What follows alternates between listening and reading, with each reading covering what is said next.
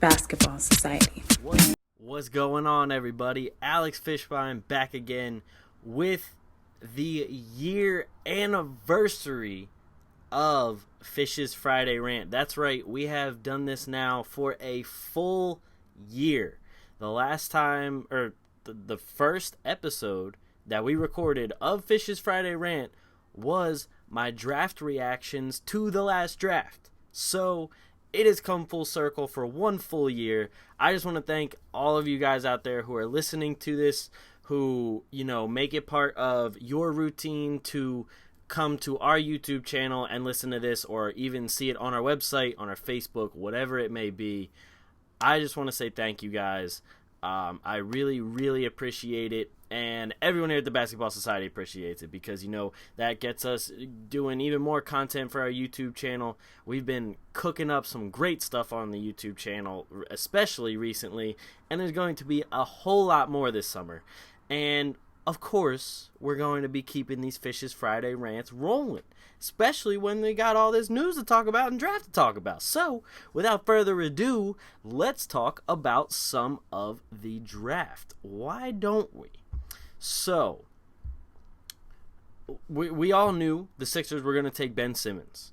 If you really want to see all of my Sixers talk, I did it with a couple of our other guys, Aaron Canucio and also Ryan Hayes. We had a Sixers sit down on a Google Hangout that we broadcasted live, and it is now up on our YouTube channel right now. It was like an hour and 20 minutes, so we talked a good amount of Sixers draft talk before the draft. We did that yesterday, so definitely check that out. Like, all of my Sixers talk is on there, and we're going to have a post-draft Sixers talk as well, and that will be on Monday. So check that out on Monday. I'm not going to do that here because I'm really just going to reiterate a lot of that stuff. If I did talk about it right now, I would just reiterate it on Monday. But I will say, nonetheless, I like the two picks of Ben Simmons, of course. I like it. He's got super high potential, very big ceiling, and it looks like it's finally like that number one player that the Sixers have been wanting during this whole tanking phase. And I also am intrigued by the, I mean, obviously I'm going to butcher his name now. It's the Luawu, the pick from that the kid from France. He looks very promising to me. He looks like a KJ McDaniels with a little bit more offensive skill. And, KJ McDaniels had a lot of the Sixers fans going crazy with his high-flying dunks, with his blocks on defense, with his play in transition. And if you can add that kind of stuff with like a little bit more ball handling skills and even a better shot, that's a pretty good player you can have there, either coming off the bench or maybe even starting if he decides to get better. But let's move on. So we have the Lakers with Brandon Ingram.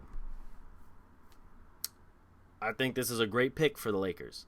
I think they lucked out getting this number 2 pick and being able to pick Brandon Ingram. I mean, I think that the Lakers really weren't going to go wrong with whichever player the Sixers didn't pick. So if the Sixers picked Ingram, obviously they wouldn't be going wrong with Simmons, and now they're not going wrong with Ingram. You still have D'Angelo Russell and Jordan Clarkson as your front court, your back court, and you still have your front court with Julius Randle, and now you can throw in Ingram at the 3. And I think right there, those first 4, that's a pretty solid young 4 coming up that can be your core, your new core, and that you could surround players with. Say you got to replace Hibbert for the Lakers. I mean, you have to. That's just a given. You're not going to get anywhere with Hibbert. Hibbert's not getting any better. He's really only getting worse, to be completely honest with you. So you really are going to have to either sign a new center, whether that be like somebody like Festus Ezeli, or if they go out and just, maybe try and trade like some bench players for another center. Like maybe they try and trade Nick Young and something else for a different center. Whatever it may be, you're gonna need to go and get a new center. That's what's gonna happen. And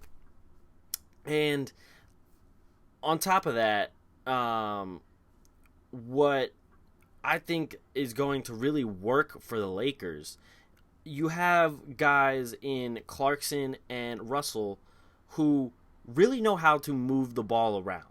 And we've seen, especially right now, that a lot of these teams who can move that ball around, who have great ball movement, who can get the assist, no matter which player is the one who's passing it, they tend to have more of the success. Even though the Cavs did end up winning the finals, we still see the teams like the Warriors and the Spurs having a great amount of success by spreading the wealth and getting that ball moving. And you have two combo guards really that can help do that for you, who can also share time back there. Like they can start together, and then you can have one give one rest for the second half of the first quarter, and then swap them out when the second quarter starts. And on top of that, you would then still have that offensive weapon in Brandon Ingram, who can shoot from the outside and even get inside and cause havoc in the paint. So I think this Brandon Ingram pick is a very, very nice and promising pick for the Lakers. He obviously has some clear all-star upside, and he can fill it up. So it's going to be a great pick for the Lakers. So moving on to the third pick. Now, I'm not going to go over like every single pick of the first round, especially right now. Probably going to go over like the top 6, top 7. So moving on to the third pick, we got Boston, who got Jaylen Brown.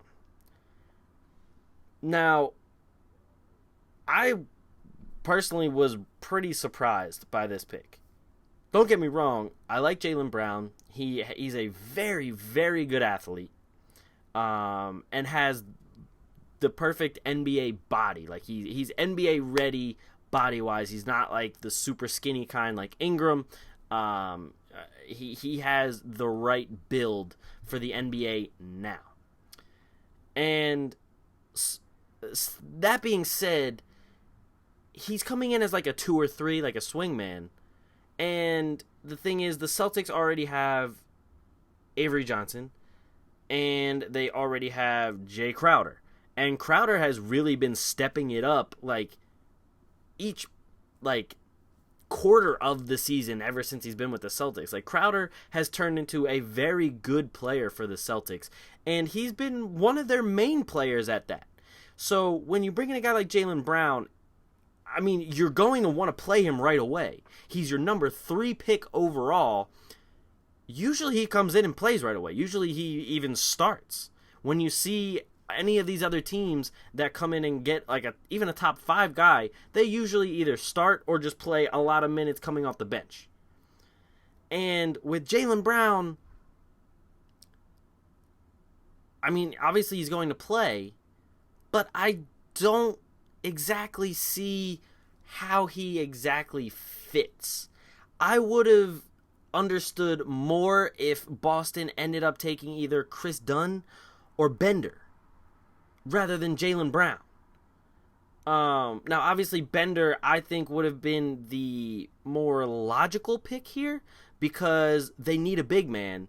And, I mean, Bender gives you your stereotypical, stretch 4 in the league, and he's at least a big body that you can stuff into the paint and at least make it harder for other teams to get into the paint. But with Jaylen Brown, you're going to get a pretty good quality 3 there for you. But so, are you going to start him over Jay Crowder? Are you going to start him over Avery? Oh, and I said Avery Johnson earlier. It's definitely not Avery Johnson. Avery Bradley is who I meant to say, by the way. Are you going to start him over Avery Bradley? Because, I wouldn't. Avery Bradley's defense is way too valuable to have a rookie come in and start over him right away. And with Crowder was a big part of this Boston Celtics team this whole season. So, unless you're trying to think of like going small ball and putting like Crowder or Brown at the 4, which those guys are still way too small for the 4, I don't really see what this is like. I don't see where they're going with this pick is really what I'm trying to get at. I don't see why you would go with a guy like Jaylen Brown when you still have guys out there like Dunn and Bender.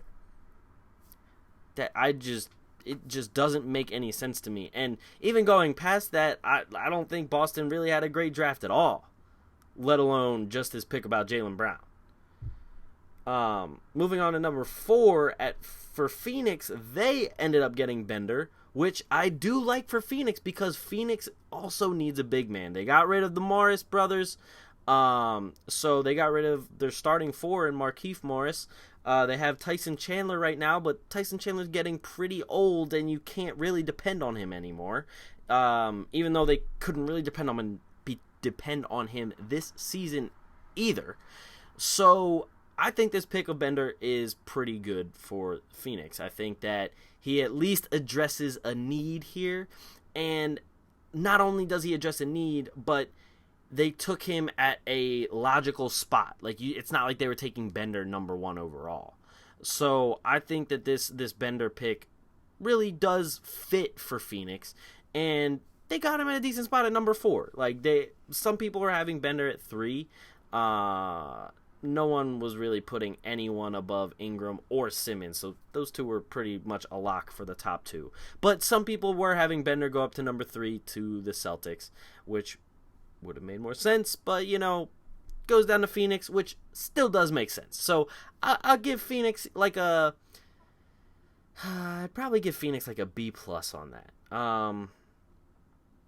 I think that since they're already shopping Bledsoe and Knight, I don't know if I don't know if they're going to keep shopping Bledsoe and Knight like after the draft now, but if they are, a pick like Chris Dunn would have made would have made a lot of sense.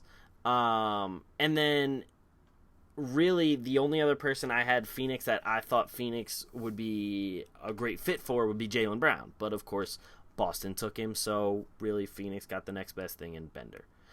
And then, of course, number 5, Minnesota. They take Chris Dunn. They've already been shopping Ricky Rubio. It looks like they were even shopping Levine. They tried to offer Levine and the number 5 pick to the Bulls for Jimmy Butler. I think they might have added something else in there as well, and I'm pretty surprised that the Bulls didn't take that. They could have gotten Dunn after trading away Derrick Rose, and they could have had Levine as well.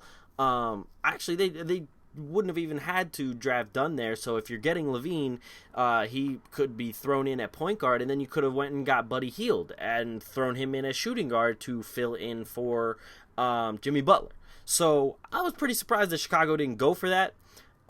It really seems like Chicago is bent on just trying to keep Butler and then build around him, which I respect that. Butler is a very, very good player. He's a star. Wouldn't say he's a superstar, but he's a star player that you can at least build with. Instead of build around, I would build with him, if that makes sense. And then, of course, the number 6 pick, New Orleans taking Buddy Hield. Great pick for New Orleans. They need offense. They need a guy who can also stay on the court for more than like 2 weeks at a time. So I think Buddy Hield gives them both of those things. That he gives them some instant offense, and he gives a guy that you got to worry about on the perimeter next to a guy like Drew Holiday and next to Anthony Davis, who just like not this past season, but just the season before we were talking about him being an MVP. Like, he was a legit MVP candidate. So, when you have a guy like that on the team, that's going to also free up some space for your other shooters. And when you got to get like Buddy Hield, who can really fill it up from the outside, that's going to give some teams some problems. And then, just as a little bonus, I do want to go out to the number 7 pick for Denver, picking Jamal Murray. I really like that pick for Denver. I think he fits well with Emmanuel Mudiay in that backcourt. And I think that'll be a very interesting dynamic for them to have those two guys plus Gary Harris plus Will Barton, and still Kenneth Faried at this point as well as Jokic. So Jokic and Nurkic, I should say. So Denver looks like they're building themselves like a nice little team here, and I think this edition of Jamal Murray should be pretty interesting as well. So that's it for me, guys. Those are my initial reactions to the draft. Thank you guys for watching. I really appreciate you guys watching and allowing me to do this for a full year. Honestly, like, this whole thing was a dream to me before I even started all of this, before I started recording podcasts, videos, whatever it may be. I didn't think anyone would watch them, and a lot of you guys proved me wrong, so thank you guys for watching again, and I'll see you guys next time on Fisch's Friday Rant, on the Atlantic Files, and on some of our society sit-downs. Peace!